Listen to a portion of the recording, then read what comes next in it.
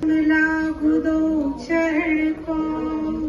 धरिए न छोड़ायो खिद लाख तली लाले लिया मेरे जीव के यही जीवन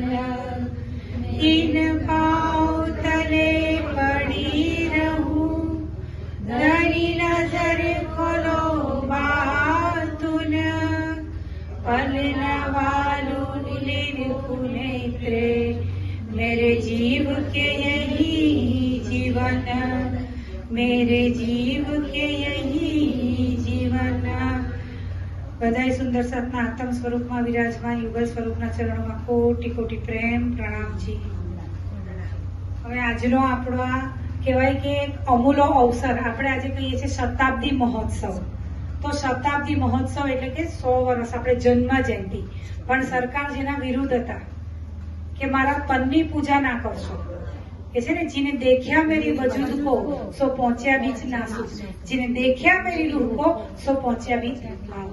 तो आपने सरकारश्रीए શીખવાડ્યું કે તનની અંદર નથી પણ એમની અંદર જે શક્તિ જે યોગલ સ્વરૂપ વિરાજમાન હતા એ આપણને સરકારશ્રી દ્વારા ખબર પણ પડી ગઈ કે એક એક એક એકની અંદર આજે સાક્ષાત વિરાજમાન છે એ સ્વરૂપ પણ એની આપણે ઓળખાણ કરવાની છે। તો એ સરકારશ્રી કોણ બધાને ખબર છે કે કીધું ને આજે વાત થઈ બહુ સરસ બધા સુંદર સાથે વાત કરી સદગુરુ મેરો શ્યામજી જયશ્રી માસીએ બી કહ્યું કે ચરણ પકડો ને તો બધું જ આવી જાય કે છે ને કે क्यों कहूँ चरण की बुजरकिया इत ठौर नाही बोलन ये पकड़ स्वरूप पूरा देते हैं मेरे जीव के ये जीवन। तो ये चरण पकड़ी लीधा ने जेने सदगुरुना के सदगुरु एटले मेरो श्यामजी साक्षात धणी श्री देवचंद्रजी आपने बताव्યું કે કેવી રીતના એ સદગુરુને એમણે કે સદગુરુ પોતે હતા અને એમની અંદર કોણ હતું સાક્ષાત શ્યામાજી। તો આપણને ડાયરેક્ટલી જોડે છે કોની સાથે યુગલ સ્વરૂપ સાથે। तो ये ज आपने आज बात बताई कि तन्ने ना पूजो पण एनी पहचान करो ए शक्तिनी के जेने आत्मबळ आप्युं छे एनी पर अंदर बेसी अने ए जागरणीनुं कार्य आज थयुं। तो ये ज्यारे आपणे जोईए तो आज आपणे एक एक एक एक सुंदर साथनी अंदर के छे ने के पूर्ण परमधाम पूर्ण 25 पक्ष बधी नियामत बधुं छे। आपणो तो कहेवाय ने जन्म सद्गुरु सरकारश्रीनो 100 वर्ष पण आपणे तो 400 वर्ष थया जन्मीने कोईने कोई तनमा कोईने कोई जीव उपर आपणी आत्म बैठी थी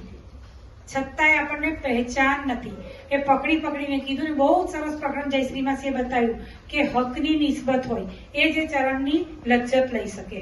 તો એ જ આજે આપણા સદગુરુ સરકારશ્રી એવા કે જેમનાથી આજે કીધું ને જાગણી રત્ન કે જેને એ કે આ રત્ન એવું એ પણ આપણને બતાવ્યું કે આજે કહ્યું ને મમ્મીએ સરસ વાત બતાવી કે કુંભ તો કુંભ આપણી અંદર છે કે તે વખતે સમુદ્ર મંથન વખતે 14 રત્ન નીકળ્યા હતા। તો આપણે જો आत्म दृष्टि विचारीए तो राज्य 14 अंग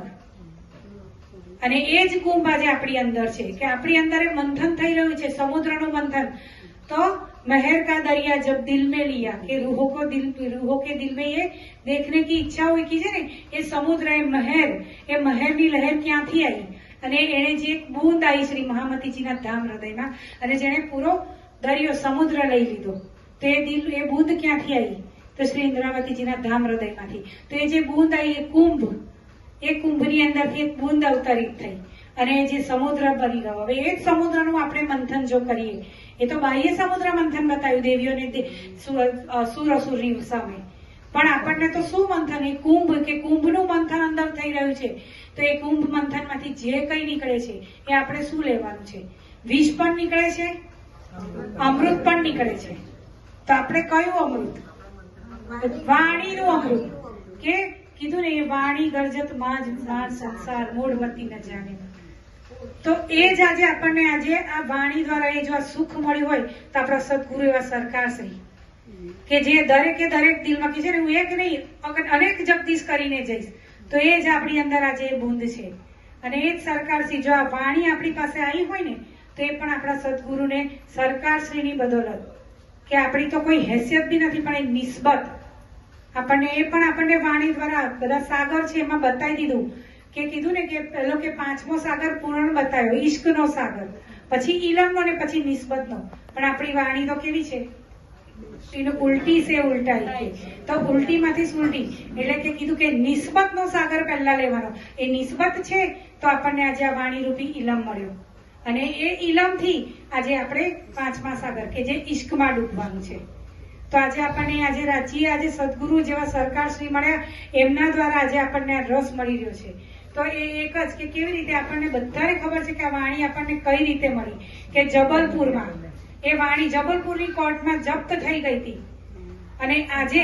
એ જયારે વાણીને જયારે લાવવાની હતી, કોઈ એક શખ્સ, મને નામ નથી ખબર એ વ્યક્તિનું, પણ એમણે આરોપ મૂક્યો કે આ મુસલમાનનો ધર્મ છે, આ મુસલમાન છે આ વાણી, અને આ જે પણ કઈ સુંદર સાથ એમ કે છે પણ આ મુસલમાન છે, આ હિન્દુ નથી. અને એનો વિરોધ કર્યો તો જયારે આપણી વાણી પહોંચી જબલપુર કોર્ટમાં,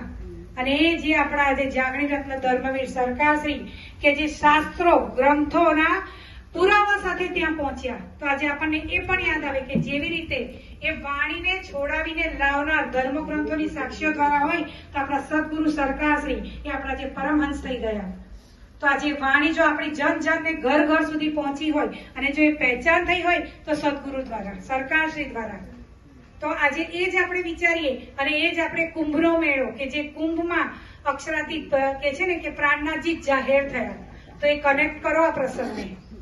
તો એ જ ધર્મગ્રંથોની સાક્ષીઓ એ બધું રિપીટ થયું છે. સદગુરુના તનથી એ લીલા થઈ. એ જયારે ત્યાં થયું હતું કે કુંભના મેળામાં શ્રી પ્રાણનાથજી દ્વારા